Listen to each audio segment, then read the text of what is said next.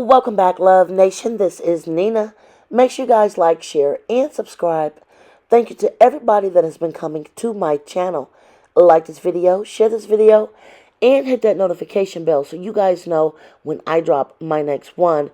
You guys, this is my second video I'm going to make concerning the hit movie Phenomenal Sinners, directed and written by Ryan Coogler, starring Michael B. Jordan, as well as Delroy Lindo, and other actors that literally made this movie come to life in a way where people are begging for prequels. This entire video is just my own thought process. And spoilers, if you are new to my channel, please, these are just spoilers. So be prepared for that if you have not seen the movie.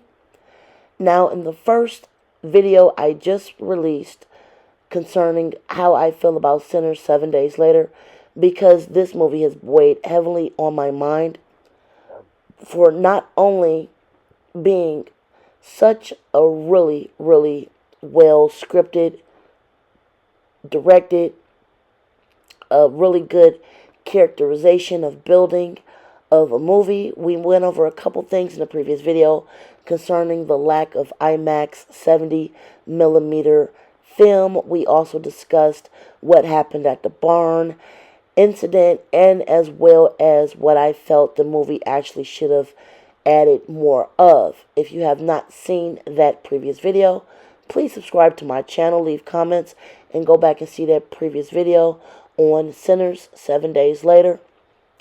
Let's get into how I feel this movie can actually branch out and become a bigger series. That's what I'm going to tackle now. There's several things that should be made into more of a franchise if Ryan Coogler wants to pursue this. And honestly, I think he will with the amount of people discussing this movie. First thing I want to discuss. If you want to talk about a prequel, they should definitely talk about how Smoke and Stack left Mississippi, went to Chicago, joined a mob crime family, did whatever they did, and came back with all the supplies from Chicago and back to Mississippi. That alone could be a standalone movie. A lot of people were asking about this. I felt that the movie built such a premise upon how they left, why they came back, the relationships they had with the people. They can literally put every single character back into that particular idea by discussing that, as well as adding people that they met in Chicago. That is one idea I think that they should make into a movie as a prequel. Another idea I have is discussing what their cousin was going through, Miles, I believe his name is, one of the central characters in this movie. That can actually be a separate, standalone movie with his relationship with his father, how he built a relationship creating music. That can definitely be another standalone foundational movie. Like I said, there is so much to do with this, with such, high definition buildup of these characters, that their cousin in the church and their cousin's relationship with his father, who was the pastor, that can be another standalone movie that can be built on. A third one could actually be an exploration of the side characters that stayed in Mississippi while Stack and Smoke went to Chicago. The couple that was the Asian family, that can be one portion of it. Delroy Lindo can be another portion of it. Them leaving their girlfriends, they can definitely literally add the secondary characters and make the main characters for another movie. Again, that's a third idea. So there's so much to do here. Fourth, to touch on this, And I've seen this talked about a lot online. And I'm sorry he's not pictured right here in the screenshot, so please forgive me. The head entity vampire should definitely have a standalone movie. I actually want to go more into topic with him in a different video. There's actually some information being put out there concerning the head vampire that we're really lean into the direction that his backstory could be explored further, because it was certain things put out online. I'm not going to get into it here, that I found that people have been talking about that can really describe his own journey to America from Ireland and all the chaos that pursued. And the entity vampire from the movie, again, was such a charismatic, crazy character that was so well built upon, even though he didn't even have that many scenes in this movie. Literally could be a full movie, because everybody wants more about, okay, he came to America, all this chaos was going on, he got here, was more chaos going on. I'm actually going to try to make a separate video literally about the head entity, because it seemed like he is a hot mess, and he seems to be the only person that a lot of clues are being put online about that could actually be leading toward another prequel idea. So my next idea, and what are we on, number 4 or 5? I don't know.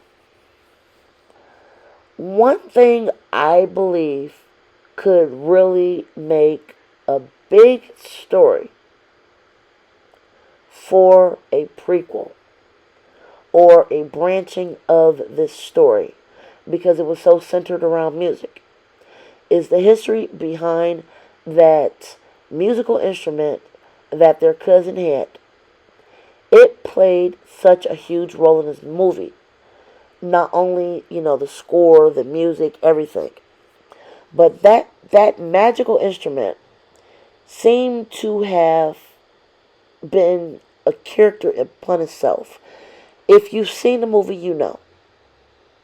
That instrument seemed to have a lot of underlying characterization that literally, again, can be a standalone movie in its own, because of its unique background of how it was used and what happened when it was used, and if it was ever used again.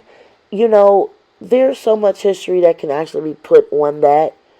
Was it cursed? Was it magical? Was it in itself a summoning instrument? Who had it before? I know that they touched on their father having that instrument. Again, if you've seen the movie, spoiler warning. Because they revealed that at the end when he was asking, okay, where does this come from? And he was like, oh, the father actually gave it to him, and it wasn't just some magically passed down instrument. What is the actual story behind that instrument? I'm really eager to know. And I feel like all of these things were actually put into this movie where it can seriously branch out. And those were like 4 or 5 ideas. If Ryan Coogler can put it together, we're literally looking at a full series of movies here. A full series. There was such a build-up on all of these different topics that could literally be reapproached.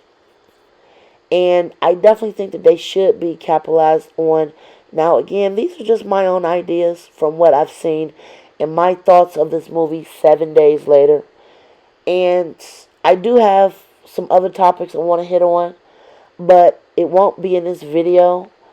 But I definitely want to get that information out about the head entity from this movie, because there's things being put online concerning his backstory I did not expect to be put out online, which would suggest to me that his story could actually be looked at even further.